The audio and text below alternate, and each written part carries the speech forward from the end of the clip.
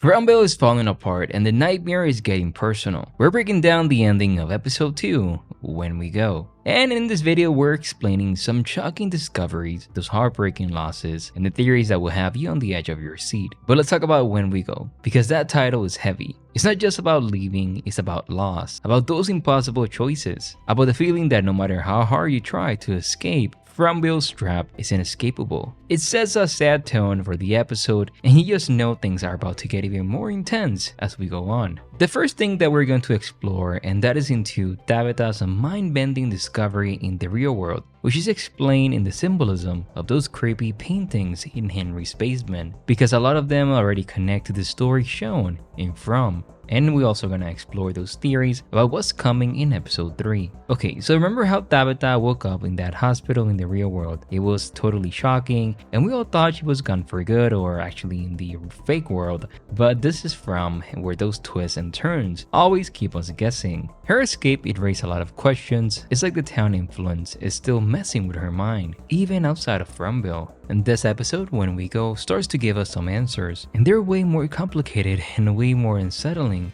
than we expected. But here's where things get really creepy. So those paintings in Henry's basement is actually painted by Miranda before she even arrived in Fromville. And they're not just disturbing art, they're a roadmap to the town's darkest secrets. They're connected to Tabitha's journey, and we're seeing those same images, those same symbols popping up in both the real world and Fromville. But this is actually something that blew my mind.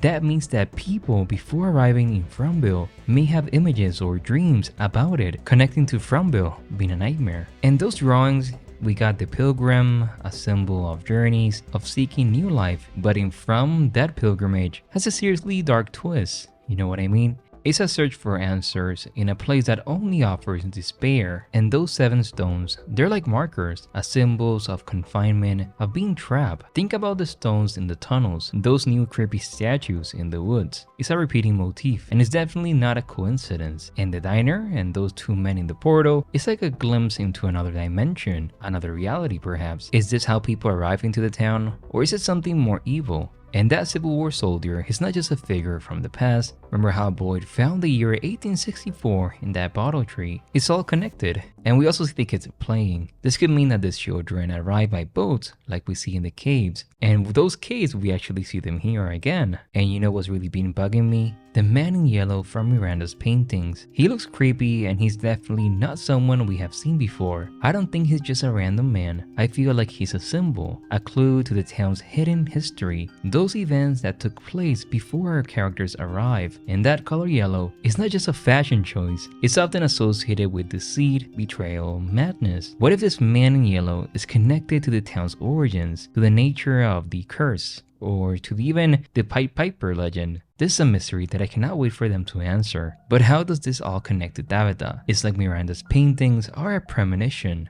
a warning. They're showing Tabitha the path she's on, the dangers she will face and understand more of. Remember back in season 2, episode 3, when Fatima tells Elgin that Nadia said about the town calling to her. I feel this is the same thing that happened to Miranda. Like, people see this place before even arriving. That changes everything. Okay, but let's shift gears and talk about the gut-wrenching scene at Tian-Chen funeral, because it's From in its most emotionally raw moment. We're saying goodbye to a beloved character, and the grief in Fromville is huge. You can see it in Jim and Julie, and also in Ethan. And you know what's the most heartbreaking moment? It's actually seeing Kenny break down. That scene in the diner when he's destroying, it's not just anger, it's a release of all that grief. His mom, his dad, the pain of losing his mother, the weight of the town's cruelty. It's like he's trying to shatter the darkness itself. But that darkness is not going anywhere. And that jukebox playing the music of celebration,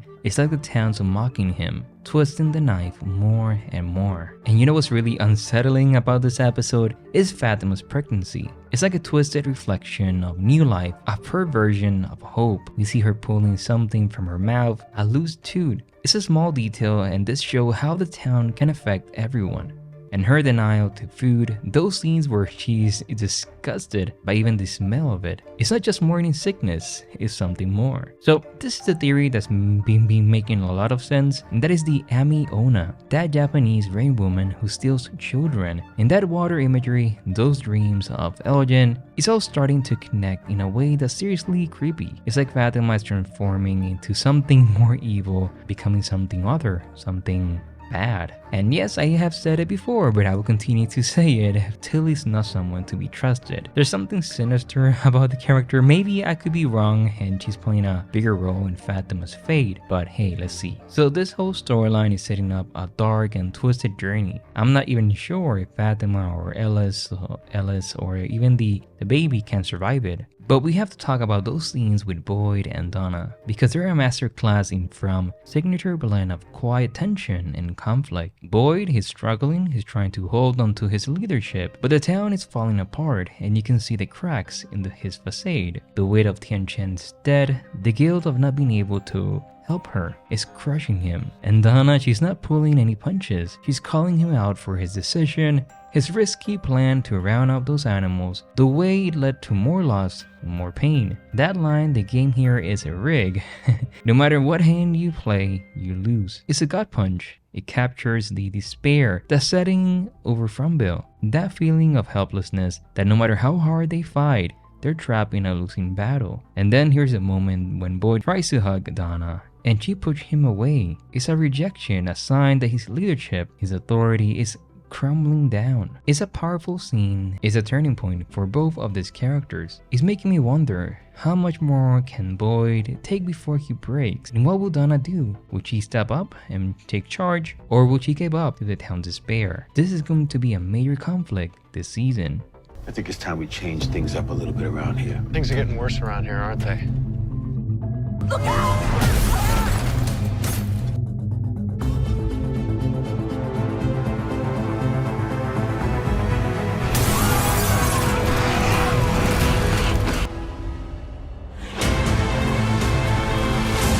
Too many things are changing here.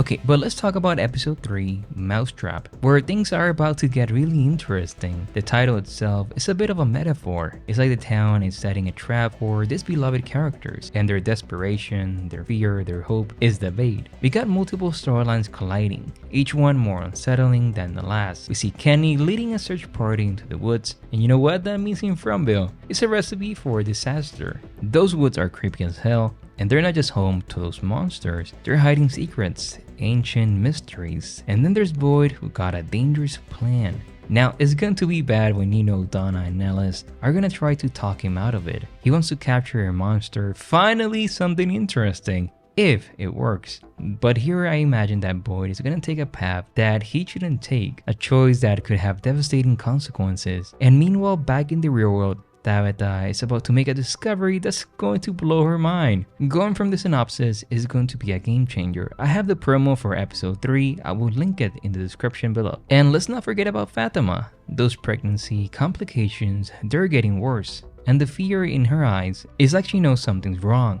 Something that's connected to those creepy dreams, and now to that lady in the kimono. Now, talking about episode 3, where we have one of the biggest scenes in this season, and it's a scene that's straight out of a nightmare. You know how Jade has been obsessing with that symbol, with Christopher and so on? Well, it looks like he's about to uncover something new. I'm talking about that scene in the trailer where he sees a man drinking blood from a skull. This is all in episode 3, going from the description where a lot of people are gonna go there to get the food. And the fact that the man is dressed as a pilgrim connects to those paintings in Henry's basement, to Tabitha's journey, those themes of fate, journeys, and the search for a better world. But in Fromville, those search always take a dark turn. I'm betting this blood ritual is tied to the town's origins, to the nature of the curse, those missing years in the lighthouse, and Jade's about to get a whole lot closer to the real answers. But hey, going from this, it might be too terrifying to handle. Also, in this scene, Christy is gonna get trapped by one of those trapped in the floor. So let's see what happened with that going from this trailer. Now, I have to say episode 2 was beautiful. It was calm. It was understanding their pain, their troubles, and seeing Kenny break down. That hug with Boyd when they go into the woods, it was a beautiful, beautiful moment. We're starting to piece together the puzzle, and every piece makes me so excited for the next episode. But what are your thoughts on episode 2? How excited are you gonna be for episode 3? Leave all your comments and theories below. My name is Christian from Game Premiere, and I will see you in the next one. Bye bye, everyone.